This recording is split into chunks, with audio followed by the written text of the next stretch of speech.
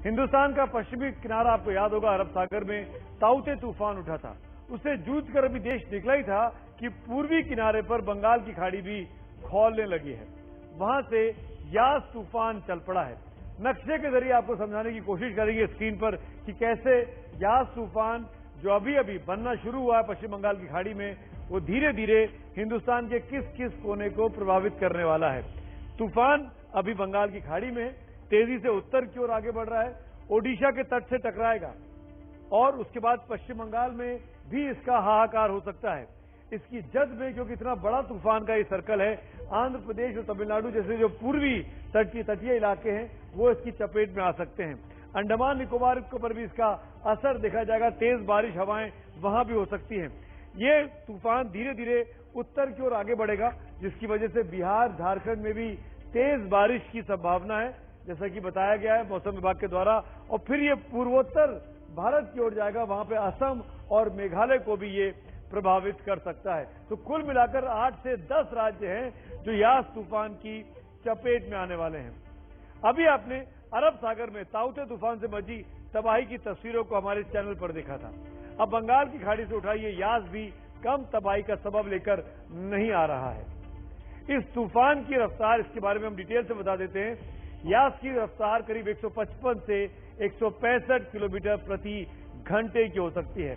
इसका सबसे ज्यादा असर ओडिशा के बालासोर, भद्रक, केंद्रपाड़ा और जगत सिंहपुर जिले में देखने को मिलेगा। ओडिशा के 30 में से 14 जिलों में हाई अलर्ट पहले ही जारी कर दिया गया है। यह सब इसलिए किया गया है कि इस तूफान के कारण 120 से 165 किलोमीटर प्रति घंटे की रफ्तार से हवा और बारिश चलेगी, जिससे भारी नुकसान का अंदेशा है। इस तूफान के बीच पश्चिम बंगाल और ओडिशा के समुद्री किनारे पर हमारे एक नहीं दो सहयोगी लगातार वहां पर तैनात हैं, और ये हैं कुंतर चक्रवर्ती और मनोज्ञा लोईवाल। बंगाल में दीघा में कुंतर है और ओडिशा के बालासोर, जहां पर ये तूफान टकराएगा कल सुबह, वहां पर मनोज्ञा पहले से ही मौजूद है। तो देखिए, समंदर के किनारे से हमारे इन दोनों सहयोगी की ये एक जाबाज भरी रिपोर्ट।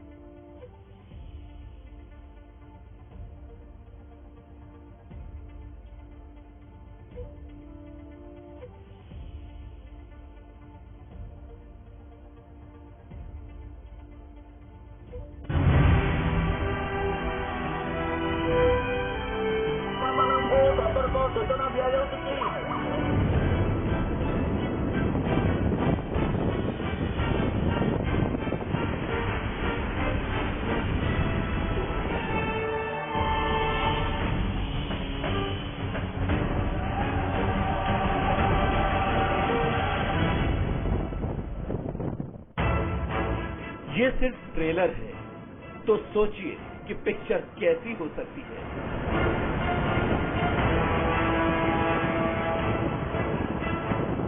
एबीपी न्यूज के संवाददाता उन दोनों ठिकानों पर मौजूद हैं जहां कल यास तूफान समुद्री किनारे से टकराने वाला है। बालासोर में मनोज्ञा लोईवाल और दीघा में कुंतर चक्रवर्ती। साइक्लोन यस का आगाज हो चुका है। तेज बारिश, काले बादल और लगातार बढ़ रहा जलस्तर। ये बलरामगढ़ी इलाका है। आमतौर पर ये पूरा सूखा रहता है, लेकिन इस समय जलमग्न है। ये है दीघा, ओल्ड दीघा। आम तौर पर ये यहाँ बहुत सारे पर्यटक साल भर आते हैं, लेकिन अब ये पूरे इलाका को खाली कर दिया गया है। यहाँ से ये देखिए किस तरह की लहरें यहाँ। ये कुछ दिन पहले आए उस ताउते तूफान की तस्वीरें हैं, जिसके आने से मानो समंदर पागल हो गया था। समंदर की बेकाबू लहरों में जिंदगी ढूंढते 13 लोगों की आखिरी आस थी ये बोट, लेकिन लहरों ने इस बोट को अपने आगोश में ले लिया। सिर्फ 2 लोगों की जान ही बचाई जा सकी।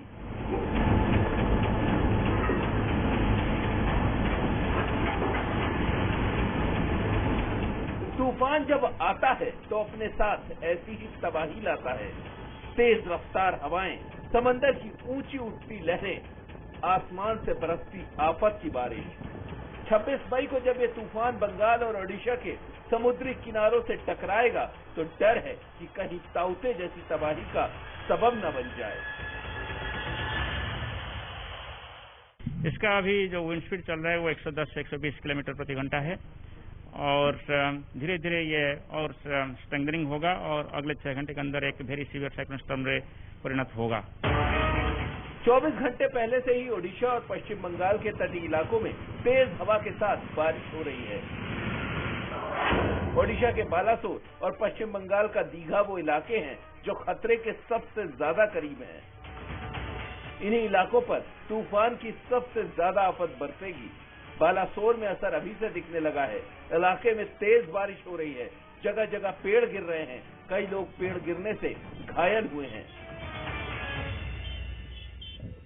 मैं इस समय बालेश्वर इलाके में हूँ, जहाँ एक ऐसे ही एक बड़ा पेड़ मिट्टी यानी कि उसकी जड़ में जो मिट्टी है उसकी गीली हो जाने की वजह से गिर गया है।